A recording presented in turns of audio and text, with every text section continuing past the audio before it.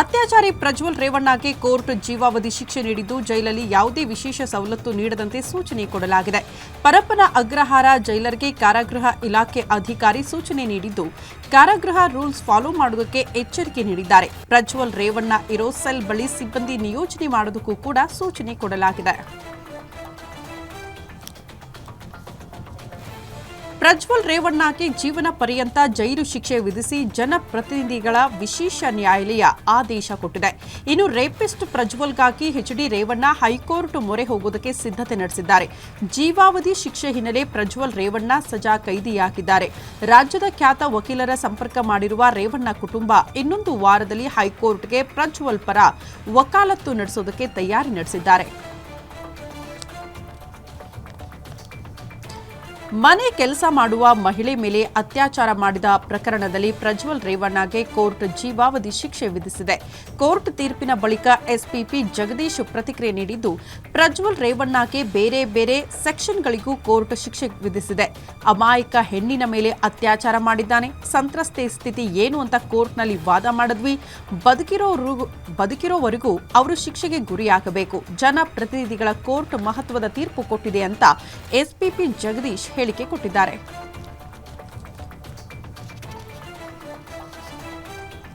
Rapist Prajwal ರೇವಣ್ಣಗೆ court ಜೀವಾವಧಿ ಶಿಕ್ಷೆ ನೀಡಿದ್ದು, ಈ ಬಗ್ಗೆ ತನಿಖಾ ತಂಡದ ಮುಖ್ಯಸ್ಥ ಬಿಕೆ ಸಿಂಗ್ ಪ್ರತಿಕ್ರಿಯೆ ಕೊಟ್ಟಿದ್ದಾರೆ. ಕಳೆದ ವರ್ಷ ಎಲೆಕ್ಷನ್ ವೇಳೆ ಪೆನ್ ಡ್ರೈವ್ ಹಂಚಿದ್ರು. ಇದರಿಂದ ಸರ್ಕಾರ ಎಸ್ಐಟಿ ರಚನೆ ಮಾಡಿತು. ವೈಜ್ಞಾನಿಕವಾಗಿ ಸಾಕ್ಷ್ಯಗಳನ್ನು ಸಂಗ್ರಹಿಸಿದ್ದೇವೆ. ಬಳಿಕ ಸರಿಯಾದ ಕ್ರಮದಲ್ಲಿ ನ್ಯಾಯಾಲಯಕ್ಕೆ ಸಲ್ಲಿಸಿದ್ವಿ. ಪೆನ್ ಡ್ರೈವ್ ವಿಡಿಯೋ ಹರಿಬಿಟ್ಟವರ ಬಗ್ಗೆ ಪ್ರತ್ಯೇಕ ಕೇಸ್ ಕೂಡ ಆಗಿದೆ. ಅದು ಕೂಡ ಗೊತ್ತಾಗಿದೆ. ಚಾರ್ಜ್ ಶೀಟ್ ಆಗುತ್ತೆ ಅಂತ ತನಿಖಾ ತಂಡದ ಮುಖ್ಯಸ್ಥ ಬಿಕೆ ಸಿಂಗ್ ಹೇಳಿಕೆ ಕೊಟ್ಟಿದ್ದಾರೆ.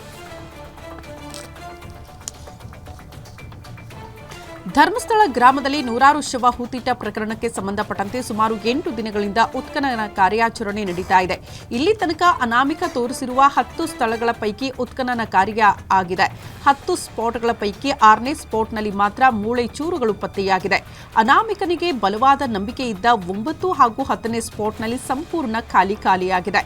ಇನ್ನುಳಿದ 4 ಪಾಯಿಂಟ್ಗಳಲ್ಲಿ ಕುರುಹು ಸಿಕ್ತಾ ಅನ್ನೋದನ್ನ ನೋಡಬೇಕಾಗುತ್ತೆ. ಇಂದು ಸರ್ಕಾರಿ ರಜಾ ಆದ ಕಾರಣ ಉತ್ಖನನ ಕಾರ್ಯ ನಾಳೆಗೆ ಮುಂದೂಡಿಕೆ ಆಗಿದೆ.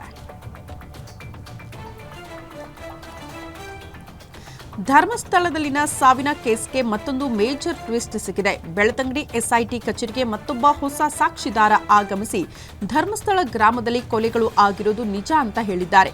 ಕೊಲೆಯ ಹೆಣ್ಣು ಮಗುವಿನ ಮೃತದೇಹ ನೋಡಿದ್ದೇನೆ. 15 ವರ್ಷಗಳ ಹಿಂದೆ ನಡೆದ ಘಟನೆಗೆ ನಾನೇ ಪ್ರತ್ಯಕ್ಷ ಸಾಕ್ಷಿ.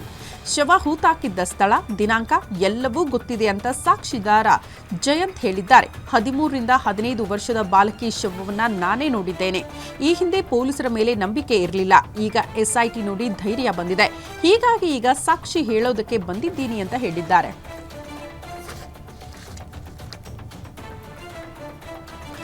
ಧರ್ಮಸ್ಥಳದಲ್ಲಿ ಮೂಳೆಯ ಸೊಂಟ ಸಿಕ್ಕಿಲ್ಲ. ಇದನ್ನ ಪುರುಷನ ಸ್ತ್ರೀನ ಅನ್ನೋದು ಬೇಗ ಗೊತ್ತಾಗಲ್ಲ. ತಲೆಬುರುಡೆ ಸಿಕ್ಕಲ್ಲಿ ಮಾತ್ರ ಹಣೆಯ ಭಾಗದಿಂದ ಲಿಂಗ ಪತ್ತೆ ಸುಲಭ. ದವಡೆಯ ತಳೆಭಾಗ ರೌಂಡ್ ಆಗಿದ್ದಲ್ಲಿ ಮಾತ್ರ ಹೆಣ್ಣು ಅನ್ನೋದು ಪತ್ತೆಯಾಗುತ್ತೆ. ಸಿಕ್ಕ ಮೂಳೆಗಳಲ್ಲಿ ಅಸ್ಥಿ ಮಜ್ಜೆ ಇಲ್ಲವಾದಲ್ಲಿ ತನಿಖೆ ಕಷ್ಟ ಆಗಿದೆ. ಮಣ್ಣಿನಲ್ಲಿ ಹೂತ ಬಳಿಕ ಶವ ಎಷ್ಟು ವರ್ಷದವರೆಗೆ ಇರುತ್ತೆ? ಸ್ಟ್ರಾಂಗ್ ಬೋನ್ ಕರಗುವ ಸಮಯ ಎಷ್ಟು ಹಿಡಿಯುತ್ತೆ? ವ್ಯಕ್ತಿ ಕೊಲೆ ಆಗಿದ್ದೆಲ್ಲಿ? ಶವ ತುಂಬಾ ಆಳದಲ್ಲಿ ಇರೋದಿಲ್ಲ. ಮೂಳೆಗೆ ಪೆಟ್ಟು ಬಿದ್ದಿದ್ದಲ್ಲಿ ಮಾತ್ರ ಅದು ಕೊಲೆ ಅಂತ ದೃಢ ಅಂತ ಎಫ್ಎಸ್ಎಲ್ ತಜ್ಞ ಡಾಕ್ಟರ್ ಅರುಣ್ ಮಾಹಿತಿ ಕೊಟ್ಟಿದ್ದಾರೆ.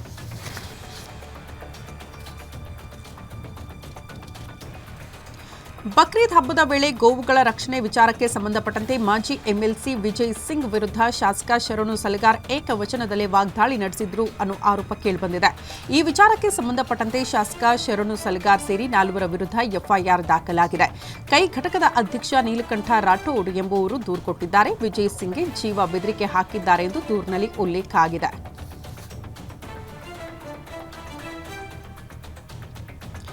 ಗುಜರಿ ಗೋಡೌನ್ಗೆ ಬೆಂಕಿ ಬಿದ್ದಿರುವ ಘಟನೆ ಬೆಂಗಳೂರಿನ ಪೆರಿಯಾರ್ ನಗರದಲ್ಲಿ ನಡೆದಿದೆ. ಬೆಂಕಿಯ ಕೆನ್ನಾಲಿಗೆಗೆ ಗೋಡೌನ್ನಲ್ಲಿದ್ದ ಸಾವಿರಾರು ರೂಪಾಯಿ ಮೌಲ್ಯದ ಗುಜರಿ ವಸ್ತುಗಳು ಸುಟ್ಟು ಕರಕಲಾಗಿದೆ. ಸ್ಥಳಕ್ಕೆ ಬಂದು ಬೆಂಕಿ ನಂದಿಸುವಲ್ಲಿ ಅಗ್ನಿಶಾಮಕ ದಳದ ಸಿಬ್ಬಂದಿ ಯಶಸ್ವಿಯಾಗಿದ್ದಾರೆ. ಅದೃಷ್ಟವಶಾತ್ ಘಟನೆಯಲ್ಲಿ ಯಾವುದೇ ಸಾವು ನೋವು ಸಂಭವಿಸಿಲ್ಲ ಅನ್ನೋದು ತಿಳಿದುಬಂದಿದೆ.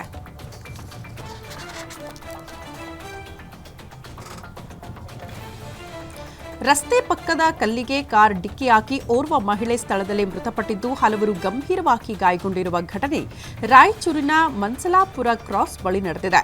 ಉಡುಪಿಯಿಂದ ರಾಯಚೂರು ಮಾರ್ಗವಾಗಿ ಹೈದರಾಬಾದ್ಗೆ ಹೋಗುತ್ತಿದ್ದ ಕುಟುಂಬಸ್ಥರು ಅಂತ ಗುರುತಿಸಲಾಗಿದೆ. ಹಾಜಿರಾ ಮೃತಪಟ್ಟ ಮಹಿಳೆ ಅಂತ ಗುರುತಿಸಲಾಗಿದೆ. ಘಟನೆ ಸಂಬಂಧ ರಾಯಚೂರು ಗ್ರಾಮೀಣ ಪೊಲೀಸ್ ಠಾಣೆಯಲ್ಲಿ ಪ್ರಕರಣ ದಾಖಲಾಗಿದೆ.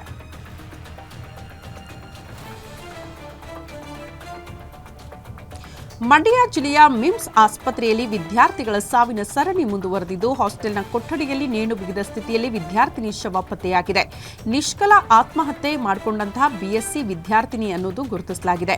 ಮಿಮ್ಸ್ನಲ್ಲಿ ಅಂತಿಮ ವರ್ಷದ ಬಿಎಸ್ಸಿ ವ್ಯಾಸಂಗ ಮಾಡುತ್ತಿದ್ದ ನಿಷ್ಕಲ ಸಾವಿಗೆ ನಿಖರ ಕಾರಣ ತಿಳಿದುಬಂದಿಲ್ಲ.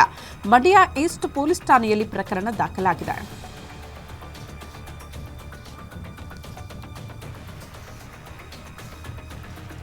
ಕೌಟುಂಬಿಕ ಕಲಹಕ್ಕೆ ವ್ಯಕ್ತಿ ಕೊಲೆಯಾಗಿರುವ ಘಟನೆ ಚಿತ್ರದುರ್ಗ ಜಿಲ್ಲೆಯ ಹೊಸದುರ್ಗ ಪಟ್ಟಣದಲ್ಲಿ ನಡೆದಿದೆ. ಶಿವಕುಮಾರ್ ಕೊಲೆಯಾಗಿರುವ ಮೃತ ದುರ್ದೈವಿ ಅಂತ ಗುರುತಿಸಲಾಗಿದೆ. ಶಿವಕುಮಾರ್ ಅಕ್ಕನ ಗಂಡ ರೆಹಮಾನ್ ಕೊಲೆ ಮಾಡಿದ್ದು ಕೂಡಲೇ ಆರೋಪಿ ರೆಹಮಾನ್ನನ್ನ ಪೊಲೀಸರು ವಶಕ್ಕೆ ಪಡೆದುಕೊಂಡಿದ್ದಾರೆ. ಘಟನೆ ಸಂಬಂಧ ಹೊಸದುರ್ಗ ಪೊಲೀಸ್ ಠಾಣೆಯಲ್ಲಿ ಪ್ರಕರಣ ದಾಖಲಾಗಿದೆ.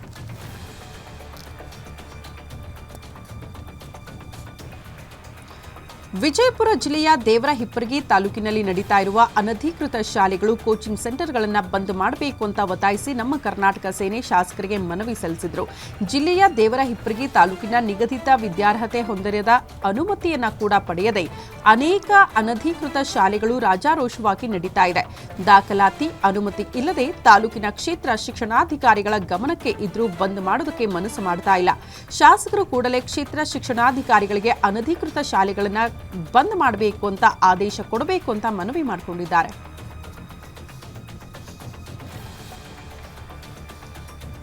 ರಾಜ್ಯದಲ್ಲಿ ಬಿಡುವು ನೀಡಿರುವ ಮಳೆರಾಯ ಮುಂದಿನ ವಾರದಿಂದ ಹೆಚ್ಚಾಗುವ ಸಾಧ್ಯತೆ ಇದೆ. ಇಂದು ರಾಜ್ಯದಾದ್ಯಂತ ಜೋರು ಗಾಳಿಯೊಂದಿಗೆ ಸಾಧಾರಣ ಮಳೆಯಾಗಲಿದೆ.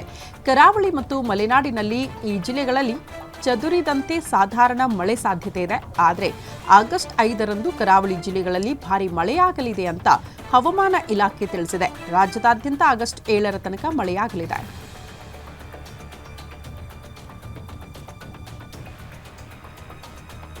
ಪ್ರಧಾನಿ ನರೇಂದ್ರ ಮೋದಿ ಉತ್ತರ ಪ್ರದೇಶದ ವಾರಣಾಸಿಯಲ್ಲಿ 2,200 ಕೋಟಿ ರೂಪಾಯಿ ಮೌಲ್ಯದ ಅಭಿವೃದ್ಧಿ ಯೋಜನೆಗಳಿಗೆ ಶಂಕುಸ್ಥಾಪನೆ ಮತ್ತು ಉದ್ಘಾಟನೆ ಮಾಡಿದ್ದಾರೆ. ಮೋದಿ ಅವರು ಬಹುದೊಡ್ಡ ಮಟ್ಟದ ಯೋಜನೆಗಳಿಗೆ ಚಾಲನೆ ಕೊಟ್ಟಿದ್ದಾರೆ. ಹರ್ದತ್ಪುರದಲ್ಲಿ ರೈಲ್ವೆ ಓವರ್ ಬ್ರಿಡ್ಜ್ ಅನ್ನು ಉದ್ಘಾಟನೆ ಮಾಡಿದ್ರು. ಇದರ ಜೊತೆಗೆ ಪ್ರಧಾನಿ ನರೇಂದ್ರ ಮೋದಿ ಕಿಸಾನ್ ಸಮ್ಮಾನ್ ನಿಧಿಯ 20ನೇ ಕಂತಿನ 20,000 ಕೋಟಿ ರೂಪಾಯಿಗಳಿಗೂ ಹೆಚ್ಚಿನ ಮೊತ್ತವನ್ನು 9.7 ಕೋಟಿ ರೈತರ ಬ್ಯಾಂಕ್ ಖಾತೆಗಳಿಗೆ ಜಮೆ ಮಾಡಲಾಗಿದೆ.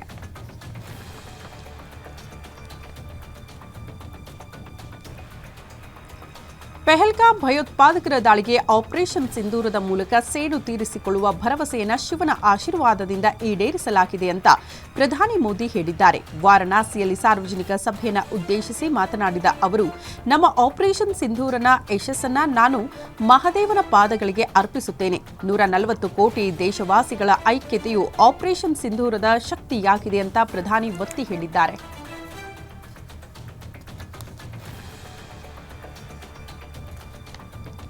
ಇನ್ನು ಇದೇ ವೇಳೆ ವಿರೋಧ ಪಕ್ಷದ ವಿರುದ್ಧವೂ ಪ್ರಧಾನಿ ನರೇಂದ್ರ ಮೋದಿ ವಾಗ್ದಾಳಿ ನಡೆಸಿದ್ದಾರೆ. ಆಪರೇಷನ್ ಸಿಂಧೂರ ಸಮಯದಲ್ಲಿ ಭಾರತ ಪಾಕಿಸ್ತಾನದಲ್ಲಿ ಭಯೋತ್ಪಾದಕ ಅಡಗುತಾಣಗಳನ್ನು ನಾಶಪಡಿಸಿದೆ ಎಂಬುದನ್ನು ಮಿತ್ರ ಪಕ್ಷಗಳಿಗೆ ಜೀರ್ಣಿಸಿಕೊಳ್ಳುವುದಕ್ಕೆ ಸಾಧ್ಯವಾಗ್ತಾ ಇಲ್ಲ. ಪಾಕಿಸ್ತಾನ ಅಸಮಾಧಾನಗೊಂಡಿದೆ ಅನ್ನೋದು ಎಲ್ಲರಿಗೂ ತಿಳಿದಿದೆ. ಆದರೆ ಕಾಂಗ್ರೆಸ್ ಮತ್ತು ಸಮಾಜವಾದಿ ಪಕ್ಷವು ಪಾಕಿಸ್ತಾನ ಅನುಭವಿಸುತ್ತಿರುವ ನೋವನ್ನು ಸಹಿಸಲಾರದು ಅಂತ ಪ್ರಧಾನಿ ಟೀಕೆ ಮಾಡಿದ್ದಾರೆ.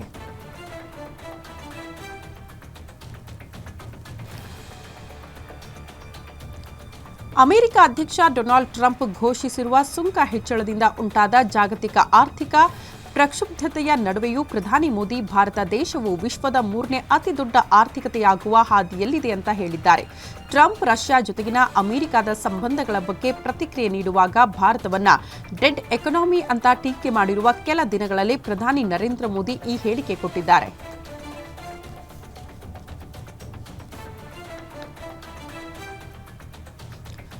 ಮತಗಳ್ಳತನ ವಿರುದ್ಧ ಆರೋಪ ಮಾಡಿರುವ ರಾಹುಲ್ ಗಾಂಧಿಗೆ ಕೇಂದ್ರ ಸಚಿವ ರಾಜನಾಥ್ ಸಿಂಗ್ ತಿರುಗೇಟು ಕೊಟ್ಟಿದ್ದಾರೆ. ರಾಹುಲ್ ಗಾಂಧಿ ಬಳಿ ಪರಮಾಣು ಬಾಂಬ್ ಇದೆ ಅಂತ ಹೇಳ್ತಿದ್ದಾರೆ. ಇದ್ರೆ ಸ್ಫೋಟ ಮಾಡಲಿ, ಯಾವುದೇ ದಾಖಲೆಗಳು ಇಲ್ಲದೆ ರಾಹುಲ್ ಗಾಂಧಿ ಸುಳ್ಳು ಆರೋಪ ಮಾಡ್ತಿದ್ದಾರೆ. ಇಂತಹ ಆರೋಪ ಮಾಡ್ತಾ ಇರೋದು ಇದೇ ಮೊದಲೇನಲ್ಲ, ಈಗ ಮತ್ತೊಂದು ಹೇಳಿಕೆ ಕೊಟ್ಟಿದ್ದಾರೆ ಅಷ್ಟೇ. ರಾಹುಲ್ ಗಾಂಧಿ ಮೊದಲ ಸಾಕ್ಷಿ ಕೊಡ್ಲಿ, ಆಮೇಲೆ ನೋಡ್ಕೊಳ್ಳೋಣ ಯಾವ ಬಾಂಬ್ ಸ್ಫೋಟವಾಗುತ್ತೆ ಅಂತ ಪಾಟ್ನಾದಲ್ಲಿ ಕಿಡಿಕಾರಿದ್ದಾರೆ.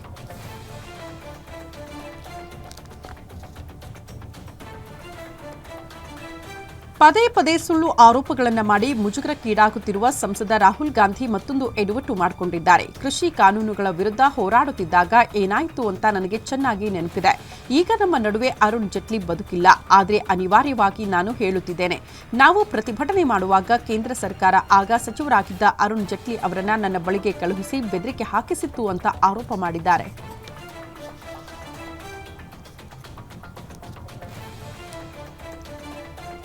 ಅರುಣ್ ಜೇಟ್ಲಿ ಅವರ ನಿಧನದ 1 ವರ್ಷದ ನಂತರ ಪರಿಚಯಿಸಲಾಗಿರುವ 2020ರಲ್ಲಿ ಜಾರಿಗೆ ಬಂದ 3 ಕೃಷಿ ಕಾನೂನುಗಳ ಕುರಿತು ಬಿಜೆಪಿ ನಾಯಕ ಅರುಣ್ ಜೇಟ್ಲಿ ತಮಗೆ ಬೆದರಿಕೆ ಹಾಕಿದ್ರು ಅಂತ ರಾಹುಲ್ ಗಾಂಧಿ ಹೇಳಿದ್ದಾರೆ. ಆದರೆ 2019ರಲ್ಲಿ ಅರುಣ್ ಜೇಟ್ಲಿ ಸಾವನ್ನಪ್ಪಿದ್ರು.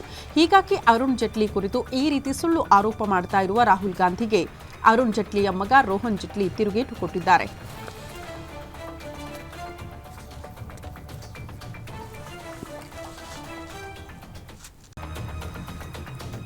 ಬಿಹಾರದಲ್ಲಿ ಹೊಸದಾಗಿ ಬಿಡುಗಡೆಯಾದ ಮತದಾರರ ಪಟ್ಟಿಯ ಕರಡು ಪ್ರತಿಯಲ್ಲಿ ತನ್ನ ಹೆಸರು ಕಾಣೆಯಾಗಿದೆ ಅಂತ ಹೇಳುವ ಮೂಲಕ ಆರ್ಜೆಡಿ ನಾಯಕ ತೇಜಸ್ವಿ ಯಾದವ್ ರಾಜಕೀಯ ವಿವಾದವನ್ನು ಸೃಷ್ಟಿ ಮಾಡಿಬಿಟ್ಟಿದ್ದಾರೆ. ಆದರೆ ಭಾರತೀಯ ಚುನಾವಣಾ ಆಯೋಗ ಅವರ ಹೇಳಿಕೆಯನ್ನು ತಳ್ಳಹಾಕಿದೆ. ತೇಜಸ್ವಿ ಯಾದವ್ ಅವರ ಹೆಸರನ್ನ ಸರಣಿ ಸಂಖ್ಯೆ 416ರಲ್ಲಿ ಪಟ್ಟಿ ಮಾಡಲಾಗಿದೆ ಅಂತ ದಾಖಲೆ ಸಮೇತ ದೃಢಪಡಿಸಿದ್ದಾರೆ.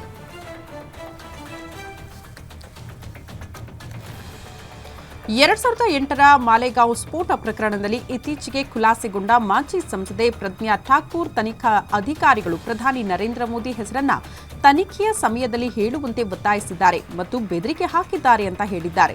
2008ರ ಮಾಲೆಗಾಂವ್ ಸ್ಫೋಟ ಪ್ರಕರಣದಲ್ಲಿ ವಿಶೇಷ ಎನ್ಐಎ ನ್ಯಾಯಾಲಯವು ಸಾಧ್ವಿ ಬಿಜೆಪಿ ಮಾಜಿ ಸಂಸದೆ ಪ್ರಜ್ಞಾರನ್ನ ಖುಲಾಸೆಗೊಳಿಸಿದೆ.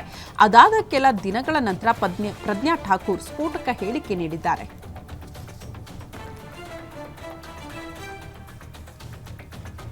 ಗುಜರಾತ್ ರಾಜ್ಯಪಾಲ ಆಚಾರ್ಯ ದೇವ್ವ್ರತರನ್ನ ಎನ್ಡಿಎ ಒಕ್ಕೂಟದ ಉಪರಾಷ್ಟ್ರಪತಿ ಚುನಾವಣಾ ಅಭ್ಯರ್ಥಿಯಾಗಿ ಪ್ರಮುಖ ಮುಂಚೂಣಿಯಲ್ಲಿ ಪರಿಗಣಿಸಲಾಗಿದೆ.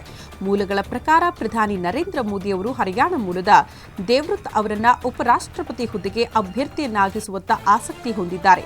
ಇನ್ನು ಉಪರಾಷ್ಟ್ರಪತಿ ಹುದ್ದೆಗೆ ಸೆಪ್ಟೆಂಬರ್ 9ರಂದು ಚುನಾವಣೆ ನಡೆಯಲಿದೆ.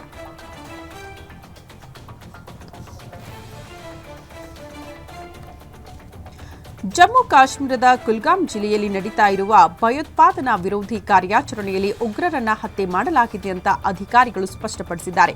ಕುಲ್ಗಾಮ್ ಜಿಲ್ಲೆಯ ಅಖಾಲ್ ಪ್ರದೇಶದಲ್ಲಿ ಭದ್ರತಾ ಪಡೆ ಮತ್ತು ಭಯೋತ್ಪಾದಕರ ನಡುವೆ ಗುಂಡಿನ ಚಕಮಕಿಯಾಗಿದೆ. ಭಯೋತ್ಪಾದಕರು ನಿಷೇಧಿತ ಲಷ್ಕರ್ ಎ ತೊಯ್ಬಾ ಒಂದು ಭಾಗವಾದ ದಿ ರೆಸಿಡೆನ್ಸ್ ಫ್ರಂಟ್ ಟಿಆರ್ಎಫ್ನ ಅವರಿಗೆ ಸೇರಿದವರು ಮತ್ತು ಇತ್ತೀಚಿನ ಪೆಹಲ್ಗಾಮ್ ದಾಳಿಗೆ ಸಂಬಂಧಪಟ್ಟವರು ಅಂತ ಅಧಿಕಾರಿಗಳು ತಿಳಿಸಿದ್ದಾರೆ.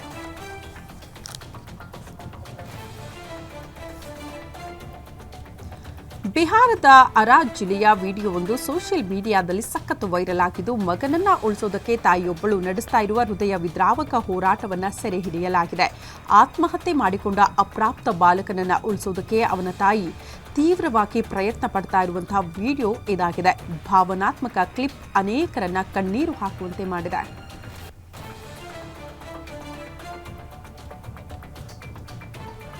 ಚಲಿಸುತ್ತಿದ್ದ ವಾಹನದಿಂದ 1 ವರ್ಷದ ಮಗು ಬಿದ್ದ ಘಟನೆ ತಮಿಳುನಾಡಿನ ವಿರುಧನಗರದ ಜಿಲ್ಲೆಯ ಶ್ರೀವಿಲ್ಲಿಪುತ್ತೂರ್ ಬಳಿ ನಡೆದಿದೆ. ಮೀನಾಕ್ಷಿಪುರಂ ಜಂಕ್ಷನ್ ಬಳಿ ಚಾಲಕ ಹಠಾತ್ ಬ್ರೇಕ್ ಹಾಕಿದಾಗ ತಾಯಿ ಮಗುವನ್ನ ಹೊತ್ತುಕೊಂಡು ಮುಂಭಾಗದ ಮೆಟ್ಟಿಲುಗಳ ಮೂಲಕ ಜಾರಿ ಬಿದ್ದಿದ್ದಾಳೆ ಅಂತ ವರದಿಯಾಗಿದೆ.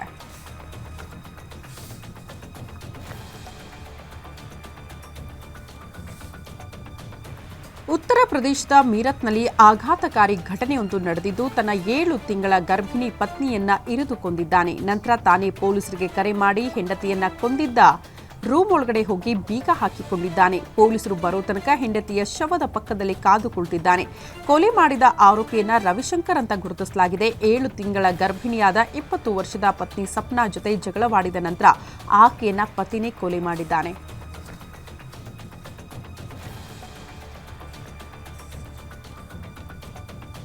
ಬೀದಿ ಬದಿ ಆಹಾರ ಸುರಕ್ಷಿತವಲ್ಲ, ಕಳಪೆ ಸಾಮಗ್ರಿಗಳಿಂದ ತಯಾರಿಸಲಾಗುತ್ತೆ ಅನ್ನೋ ಆರೋಪಗಳು ಬಹಳ ದಿನದಿಂದಲೂ ಕೂಡ ಕೇಳೋದಕ್ಕೆ ಸಿಗ್ತಾ ಇದೆ. ಆದರೆ ಕೆಲವರು ಬೇಕಂದೇ ಆಹಾರವನ್ನ ಕಲುಷಿತಗೊಳಿಸಿ ಮಾರುತ್ತಾರೆ. ಇಂತಹ ಒಂದು ಘಟನೆ ಈಗ ಉತ್ತರ ಪ್ರದೇಶದಲ್ಲಿ ನಡೆದಿದೆ. ರಸ್ತೆ ಬದಿಯ ಉಪಹಾರ ಗೃಹದಲ್ಲಿ ವ್ಯಕ್ತಿಯೊಬ್ಬ ರೊಟ್ಟಿ ತಯಾರಿಸುವಾಗ ಅದಕ್ಕೆ ಉಗುಳ್ತಾ ಇರುವಂತಹ ದೃಶ್ಯ ಸೋಷಿಯಲ್ ಮೀಡಿಯಾದಲ್ಲಿ ವೈರಲ್ ಆಗಿದೆ.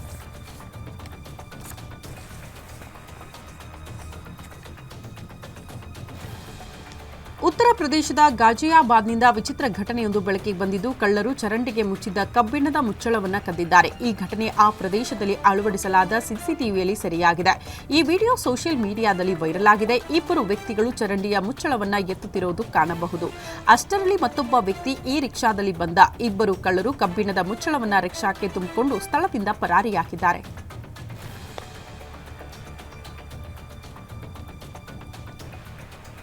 ಚಹಾ ಅಂಗಡಿಯವನ ಮೇಲೆ ಅದೇನ್ ಕೋಪನೋ ಏನೋ, ಕೆಲವು ಬೀದಿ ಹೋರಿಗಳು ಚಹಾ ಅಂಗಡಿಯೊಂದನ್ನು ಧ್ವಂಸ ಮಾಡಿಬಿಟ್ಟಿದೆ. ಈ ಘಟನೆ ಉತ್ತರ ಪ್ರದೇಶದ ಬರೇಲಿಯಲ್ಲಿ ನಡೆದಿದ್ದು ಸ್ಥಳೀಯರಲ್ಲಿ ಭಾರಿ ಆತಂಕ ಉಂಟು ಮಾಡಿದೆ. 2 ಬೀದಿ ಹೋರಿಗಳು ಸೇರಿ ಚಹಾ ಅಂಗಡಿಯೊಂದನ್ನು ಧ್ವಂಸಗೊಳ್ಳುತ್ತಾ ಇರೋದನ್ನ ನೋಡಿದ ಸ್ಥಳೀಯರು ಓಡ್ ಹೋಗ್ತಾ ಇರೋದು ಕೂಡ ಸಿಸಿಟಿವಿಯಲ್ಲಿ ಸೆರೆಯಾಗಿದೆ.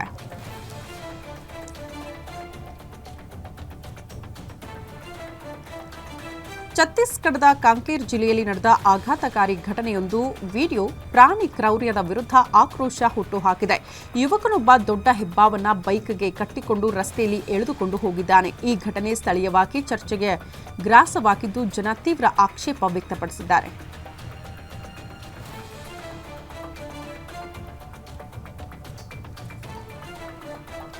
4 ಮಕ್ಕಳ ತಾಯಿ ಪ್ರಿಯಕರನೊಂದಿಗೆ ಓಡ್ ಹೋಗಿದ್ದು, ಇದರಿಂದ ನೊಂದ ಆಕೆಯ ಪತಿ ಆತ್ಮಹತ್ಯೆ ಮಾಡಿಕೊಂಡಿರುವ ಘಟನೆ ಉತ್ತರ ಪ್ರದೇಶದ ಹರ್ದೋಯ್ನಲ್ಲಿ ನಡೆದಿದೆ.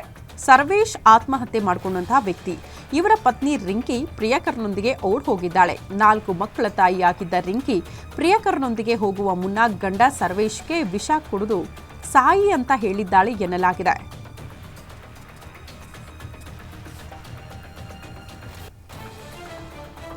ಭಾರೀ ಮಳೆಯ ನಂತರ ವಾರಣಾಸಿಯಲ್ಲಿ ಗಂಗಾ ನದಿಯ ನೀರಿನ ಮಟ್ಟವು ಅಪಾಯದ ಮೀರಿ ಹರಿತಾ ಇದೆ. ಇದು ವಾರಣಾಸಿಯಲ್ಲಿ ಪ್ರವಾಹದಂತಹ ಪರಿಸ್ಥಿತಿಗೆ ಕಾರಣವಾಗಿದೆ. ಕಾಶಿಯ ಎಲ್ಲ 84 ಘಾಟ್ಗಳು ಈಗ ಮುಳುಗೋಗಿದೆ. ಇದು ದೈನಂದಿನ ಜೀವನ ಮತ್ತು ಧಾರ್ಮಿಕ ಆಚರಣೆಗಳಿಗೆ ಪ್ರಮುಖ ಅಡ್ಡಿಗಳನ್ನು ಉಂಟು ಮಾಡುತ್ತಿದೆ. ಅಸ್ಸಿ ಘಾಟ್ನಲ್ಲಿ ಪ್ರವಾಹದ ನೀರು ರಸ್ತೆಯನ್ನು ತಲುಪಿದ್ದು, ದಡದಲ್ಲಿರುವ ಅಂಗಡಿಗಳನ್ನು ಖಾಲಿ ಮಾಡುವಂತೆ ಸೂಚನೆ ಕೊಡಲಾಗಿದೆ.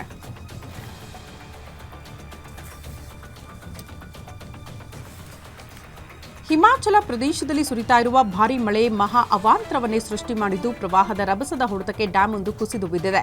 ಡ್ಯಾಂ ಕುಸಿತದಿಂದ ಕೆಳಗಿನ ಪ್ರದೇಶಗಳಲ್ಲಿ ಪ್ರವಾಹ ಉಂಟಾಗಿದ್ದು, ನೀರಿನ ರಭಸಕ್ಕೆ ರಸ್ತೆ ಮೇಲೆ ನಿಂತಿದ್ದ ಕ್ರೇನ್, ಟ್ರಕ್, ರಾಕ್ ಬ್ರೇಕರ್ ಹಾಗೂ ಕಾರು ಸೇರಿದಂತೆ ಅಣೆಕಟ್ಟು ಬಳಿ ಇದ್ದ ಭಾರೀ ಯಂತ್ರೋಪಕರಣಗಳು ಕೊಚ್ಚಿಕೊಂಡು ಹೋಗಿದೆ. ಅದೃಷ್ಟವಶಾತ್ ಈ ಘಟನೆಯಲ್ಲಿ ಯಾವುದೇ ಸಾವು ನೋವು ಸಂಭವಿಸಿಲ್ಲ.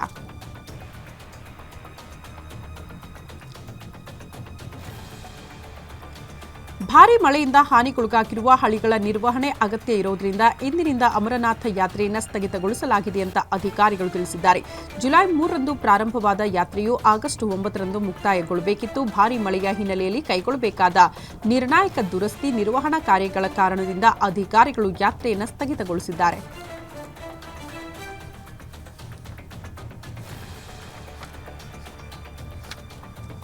ಮುಂಬೈನಿಂದ ಕೋಲ್ಕತ್ತಾಗೆ ಬರುತ್ತಿದ್ದ ಇಂಡಿಗೋ ವಿಮಾನದಲ್ಲಿ ಪ್ರಯಾಣಿಕರೊಬ್ಬ ಸಹ ಪ್ರಯಾಣಿಕನ ಕೆನ್ನೆಗೆ ಹೊಡೆದಿದ್ದಾನೆ. ಈ ವಿಡಿಯೋ ಸೋಷಿಯಲ್ ಮೀಡಿಯಾದಲ್ಲಿ ಭಾರೀ ವೈರಲ್ ಆಗಿದೆ. ಇಂಡಿಗೋ 62138 ವಿಮಾನವು ಕೋಲ್ಕತ್ತಾ ವಿಮಾನ ನಿಲ್ದಾಣದಿಂದ ಇಳಿಯುತ್ತಿದ್ದ ವೇಳೆ ಈ ಘಟನೆ ಸಂಭವಿಸಿದೆ. ಪ್ರಯಾಣಿಕ ದಿಢೀರನೆ ಸಹ ಪ್ರಯಾಣಿಕನ ಕೆನ್ನೆಗೆ ಹೊಡೆದಿದ್ದಾರೆ. ಇಂಡಿಗೋ ವಿಮಾನದ ಕ್ಯಾಬಿನ್ ಸಿಬ್ಬಂದಿ ಸಹ ಪ್ರಯಾಣಿಕರು ಈ ಬಗ್ಗೆ ಆತಂಕ ವ್ಯಕ್ತಪಡಿಸಿದ್ದಾರೆ. ಆರೋಪಿಯನ್ನ ವಿಮಾನ ನಿಲ್ದಾಣದ ಭದ್ರತಾ ಸಿಬ್ಬಂದಿ ವಶಕ್ಕೆ ಪಡೆದುಕೊಂಡಿದ್ದಾರೆ.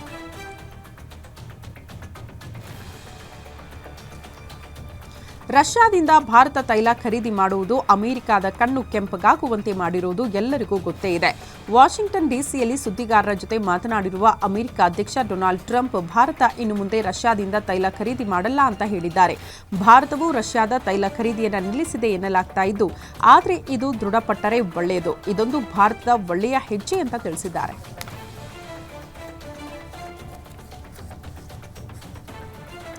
ಭಾರತ ರಷ್ಯಾದಿಂದ ತೈಲ ಖರೀದಿ ಮಾಡುವುದಿಲ್ಲ ಅಂತ ಅಮೆರಿಕ ಅಧ್ಯಕ್ಷ ಡೊನಾಲ್ಡ್ ಟ್ರಂಪ್ ಹೇಳಿಕೆ ಬೆನ್ನಲ್ಲೇ ಇದಕ್ಕೆ ಸ್ಪಷ್ಟನೆ ಕೊಟ್ಟಿರುವ ಕೇಂದ್ರ ಸರ್ಕಾರಿ ಮೂಲಗಳು ಭಾರತೀಯ ತೈಲ ಸಂಸ್ಥೆಗಳು ರಷ್ಯಾದಿಂದ ತೈಲ ಆಮದು ನಿಲ್ಲಿಸಿರುವ ಬಗ್ಗೆ ಯಾವುದೇ ಮಾಹಿತಿ ಇಲ್ಲ ಅಂತ ಹೇಳಿದೆ. ಈ ಕುರಿತು ಪ್ರಕಟವಾಗಿರುವ ವರದಿಗಳನ್ನು ತಳ್ಳಿಹಾಕಿರುವ ಸರ್ಕಾರ ಭಾರತದ ಇಂಧನದ ಕುರಿತು ನಿರ್ಧಾರಗಳು ಮಾರುಕಟ್ಟೆ ಮತ್ತು ರಾಷ್ಟ್ರೀಯ ಹಿತಾಸಕ್ತಿಯನ್ನು ಆಧರಿಸಿದೆ ಅಂತ ಹೇಳಿದೆ.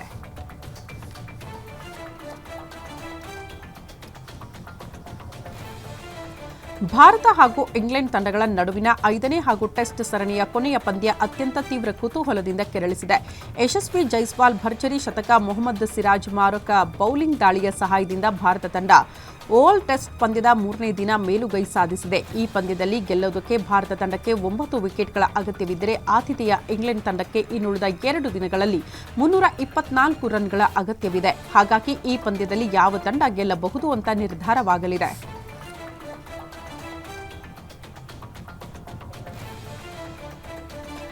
ಭಾರತ ತಂಡದ ಆರಂಭಿಕ ಬ್ಯಾಟ್ಸ್ಮನ್ ಯಶಸ್ವಿ ಜೈಸ್ವಾಲ್ ಇಂಗ್ಲೆಂಡ್ನಲ್ಲಿನ ಶತಕಗಳ ಪ್ರೇಮವನ್ನು ಮುಂದುವರೆಸಿದ್ದಾರೆ.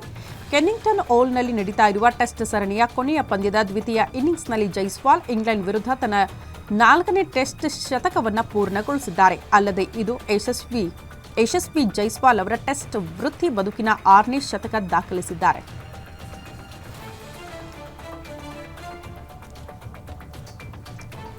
ಯಶಸ್ವಿ ಜೈಸ್ವಾಲ್ ಅವರು 44 ಎಸೆತಗಳಲ್ಲೇ ಅರ್ಧ ಶತಕವನ್ನು ಬಾರಿಸಿದರು. ಆ ಮೂಲಕ ವಿಶೇಷ ದಾಖಲೆಯನ್ನು ಬರೆದಿದ್ದಾರೆ. ಯಶಸ್ವಿ ಜೈಸ್ವಾಲ್ ಇಂಗ್ಲೆಂಡ್ ವಿರುದ್ಧ 23ನೇ ವಯಸ್ಸಿಗೂ ಒಳಗೆ ಅತಿ ಹೆಚ್ಚು ಬಾರಿ 50ಕ್ಕೂ ಹೆಚ್ಚು ರನ್ ಗಳಿಸಿರುವ ಭಾರತೀಯ ಬ್ಯಾಟ್ಸ್ಮನ್ ಅಂತ ಅನಿಸಿಕೊಂಡಿದ್ದಾರೆ. ಆ ಮೂಲಕ ಮಾಸ್ಟರ್ ಬ್ಲಾಸ್ಟರ್ ಸಚಿನ್ ತೆಂಡೂಲ್ಕರ್ ಅವರ ದಾಖಲೆಯನ್ನು ಮುರಿದಿದ್ದಾರೆ.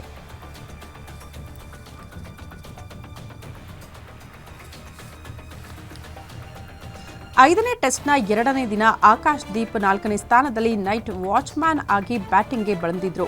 ಆದರೆ 3ನೇ ದಿನವಾದ ಆಕಾಶ್ ದೀಪ್ ಆಂಗ್ಲರ್ಗೆ ದೊಡ್ಡ ತಲೆನೋವಾಗಿ ಪರಿಣಮಿಸಿದ್ರು.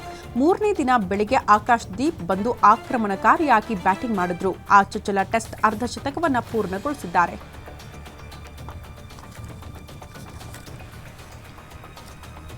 ಇಂಗ್ಲೆಂಡ್ ವಿರುದ್ಧದ ಟೆಸ್ಟ್ ಸರಣಿಯು ಅದರ ನಡುವೆಯೇ ಜಸ್ಪ್ರೀತ್ ಬುಮ್ರಾ ಬಗ್ಗೆ ದೊಡ್ಡ ಮಾಹಿತಿಯೊಂದು ಹೊರಬಿದ್ದಿದೆ. 2025ರ ಏಷ್ಯಾ ಕಪ್ನಲ್ಲಿ ಆಡುವುದಿಲ್ಲ ಅಂತ ಹೇಳಲಾಗ್ತಾ ಇದೆ. ಸೆಪ್ಟೆಂಬರ್ 9ರಿಂದ ಏಷ್ಯಾ ಕಪ್ ಪ್ರಾರಂಭವಾಗ್ತಾ ಇದ್ದು ಜಸ್ಪ್ರೀತ್ ಬುಮ್ರಾ ಈ ಪಂದ್ಯಾವಳಿಯಲ್ಲಿ ಭಾಗವಹಿಸ್ತಾರಾ ಅಥವಾ ಇಲ್ವಾ ಇನ್ನೂ ಕೂಡ ಖಚಿತವಾಗಿಲ್ಲ.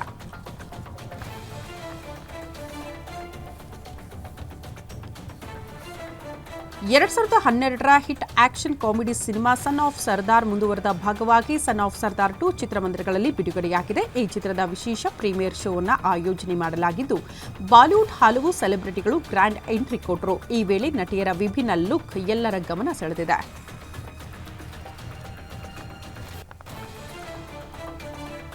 ಆಸ್ಕರ್ ಪ್ರಶಸ್ತಿ ಪುರಸ್ಕೃತರಾದ ಗಾಯಕ ಹಾಗೂ ಸಂಗೀತ ನಿರ್ದೇಶಕ ಎಆರ್ ರೆಹಮಾನ್ ತಮ್ಮ ಸಂಗೀತ ಜ್ಞಾನದಿಂದಲೇ ಕೋಟ್ಯಾಂತರ ಅಭಿಮಾನಿಗಳನ್ನು ಹೊಂದಿದ್ದಾರೆ. ಸೋಷಿಯಲ್ ಮೀಡಿಯಾದಲ್ಲಿ ಸಾಕಷ್ಟು ಅಭಿಮಾನಿಗಳನ್ನು ಹೊಂದಿರುವ ಇವರು ಈ ಬಾರಿ ಭಾರತದ ಶ್ರೇಷ್ಠ ಗಾಯಕ ಕೆಜೆ ಯೇಸುದಾಸ್ ಅವರನ್ನ ಸ್ವಗೃಹದಲ್ಲಿ ಭೇಟಿಯಾಗಿದ್ದು ಕೃಷಿಯ ವಿಚಾರವನ್ನ ಸೋಷಿಯಲ್ ಮೀಡಿಯಾದಲ್ಲಿ ಹಂಚಿಕೊಂಡಿದ್ದಾರೆ.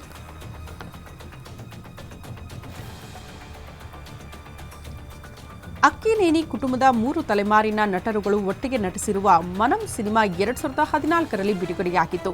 ಸಿನಿಮಾ ಬಿಡುಗಡೆಯಾದಾಗ ದೊಡ್ಡ ಹಿಟ್ ಕೂಡ ಆಗಿತ್ತು. ಯಾವುದೇ ಫೈಟ್ಗಳು, ಅಬ್ಬರದ ಡೈಲಾಗ್ಗಳು ಇಲ್ಲದೆಯೂ ಸಹ ಈ ಸಿನಿಮಾ ಪ್ರೇಕ್ಷಕರನ್ನ ಆತ್ಮೀಯವಾಗಿ ತಟ್ಟಿತ್ತು. ಇದೀಗ ಈ ಸಿನಿಮಾ 11 ವರ್ಷದ ಬಳಿಕ ಜಪಾನ್ ದೇಶದಲ್ಲಿ ಬಿಡುಗಡೆಯಾಗ್ತಾ ಇದೆ.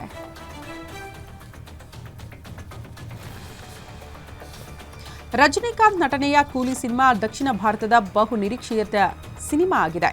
ಸಿನಿಮಾ ಆಗಸ್ಟ್ 15ರಂದು ಬಿಡುಗಡೆ ಆಗಲಿದ್ದು ಸಿನಿಮಾದ ಟ್ರೈಲರ್ ಬಿಡುಗಡೆಯಾಗಿದೆ. ಸಿನಿಮಾದ ಟ್ರೈಲರ್ ಬಿಡುಗಡೆ ಆಗೋದೇ ಇಲ್ಲ ಎಂಬ ಸುದ್ದಿ ಮೊದಲು ಹರಡಿತ್ತು. ಆದರೆ ಈಗ ನೋಡಿದ್ರೆ ಸಖತ್ ಪವರ್ಫುಲ್ ಟ್ರೈಲರ್ ಅನ್ನ ನಿರ್ದೇಶಕ ಲೋಕೇಶ್ ಕನಗರಾಜ್ ಬಿಡುಗಡೆ ಮಾಡಿದ್ದಾರೆ.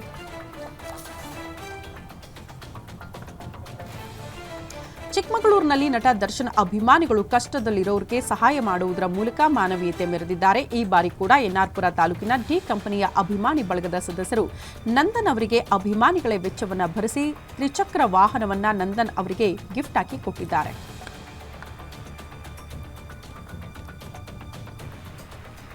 ಸ್ಯಾಂಡಲ್ವುಡ್ನ ಫೇಮಸ್ ನಟಿ ರಾಧಿಕಾ ಪಂಡಿತ್ ಅವರಿಗೆ ದೊಡ್ಡ ಮಟ್ಟಿಗೆ ಫ್ಯಾನ್ಸ್ ಬಳಗ ಕೂಡ ಇದೆ. ಸೋಷಿಯಲ್ ಮೀಡಿಯಾದಲ್ಲಿ ಸಖತ್ ಆಕ್ಟಿವ್ ಆಗಿರುವ ಇವರು ತಮ್ಮ ಮಕ್ಕಳ ಫೋಟೋ ಹಂಚಿಕೊಳ್ಳುತ್ತಿದ್ದಾರೆ.